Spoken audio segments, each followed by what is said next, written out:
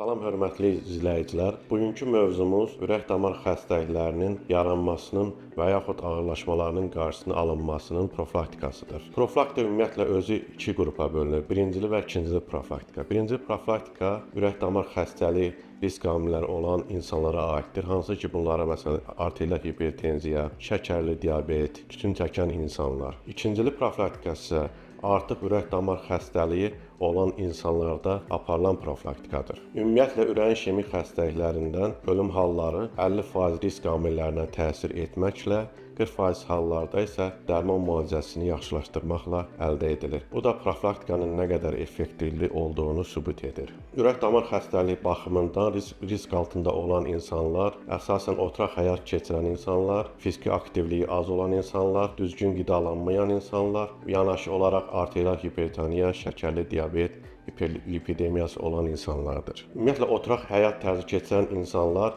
ürək-damar xəstəliyi baxımından risk altındadırlar. Oturaq həyat tərzi keçirən insanlarda aktiv həyat tərzinin keçməyi məsləhət görülür. Belə ki, fiziki aktiv olan insanlarda miokardin oksigenə tələbatı azalır, koronar damarların mənfəzi genişlənir, həmçinin onların fiziki əmək qabiliyyəti artır. İstər sağlam insanlarda, istər ürək-damar xəstəliyi olan insanlarda fiziki aktivliyin aparılması önəmlidir. Sağlam olan insanlarda heç fiziki aktivliyə hər hansı bir məhdudiyyət yoxdur. Lakin ürək-damar xəstəliyi keçirmiş insanlarda həkimin məsləhəti ilə yüngül fiziki aktivliklə başlamaq lazımdır. Bundan başqa tütün çəkmə risk faktorlarından biri də tütün çəkmədir ki, hansı ki, istər aktiv, istər pasiv, yəni siqaret çəkilən, tütün çəkilən qapalı məkanlarda tütünü qəbul etmək belə ürək-damar riskini 2 dəfə artırır. İstər aktiv, istər pasiv tütün çəkmədən qaçınmaq lazımdır. Ümumiyyətlə, profilaktikanın əsasını sağlam qidalanma təşkil edir. Belə ki, sağlam qidalanma dedikdə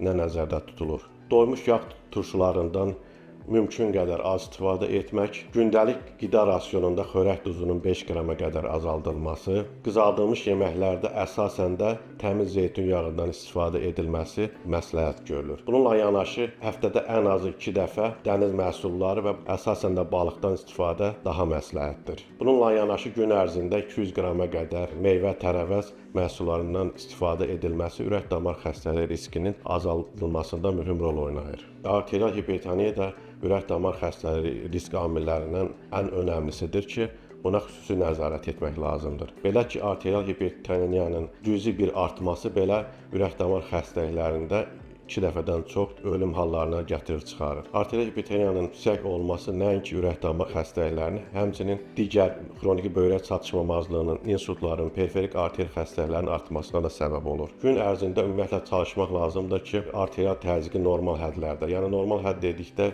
120-129 sistolik arterial təzyiqi, 80-84 mm civə sütunu diastolik arterial təzyiqi səviyyəsində saxlamaq lazımdır. Normal arterial təzyiqi dedikdə sistolik arterial təzyiq 120-129 mm civə sütunu, diastolik arterial təzyiq 80-84 mm civə sütunu miqdarında saxlamaq lazımdır. Ümumiyyətlə, fiziki aktivliyin arterial təzyiq üzərində də mühüm rolu vardır. Belə ki, fiziki aktiv hərəkət normal arterial təzyiq olan insanlarda sonrakı dövrdə arterial hipertoniyanın əmələ gəlmə riski çox aşağıdır. Həmçinin fiziki aktivliklə məşğul olan arterial hipertoniya insanlarda arterial təzyiq düşməyə meyillidir. Həmçinin xəstələrdə təzyiqlə yanaşı şəkərli diabet və hiperlipidemiya da nəzarət etmək lazımdır. Belə ki, Ümumdünya Səhiyyə Təşkilatının apardığı tədqiqatlara əsasən təkcə 2 faktora, arterial hipertenziya və hiperlipidemiyaya nəzarət etməklə bir ildə ölüm faizini 50%-ə qədər azaltmaq mümkündür. Bəzi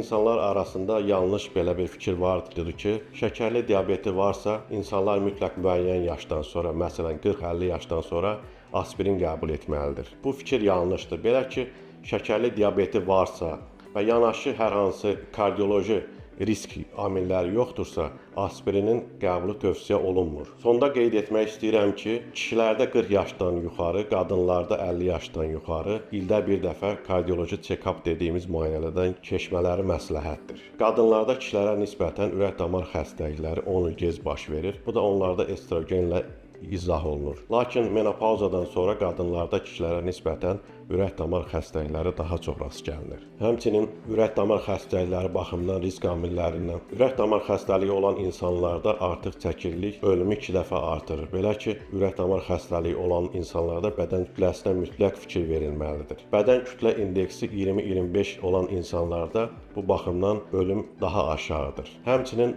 bundan daha önəmlisi bel çevrə indeksinə də fikir vermək lazımdır. Belə ki, kişilərdə bel çevrəsi 102 sm-dən yuxarı, qadınlarda 88 sm-dən yuxarı olduqda mütləq bədən kütlə indeksini aşağı salmaq tövsiyə olunur. Bunun nəticəsində ürək-damar xəstəlikləri və digər səbəblərdən ölüm 2 dəfə aşağı enir. Sonda bir daha qeyd etmək istəyirəm ki, 40 yaşdan yuxarı kişilərdə, 50 yaşdan yuxarı qadınlarda ildə bir dəfə hər hansı bir şikayət olmasa belə kardioloji check-up müayinələrdən keçmələri mütləqdir.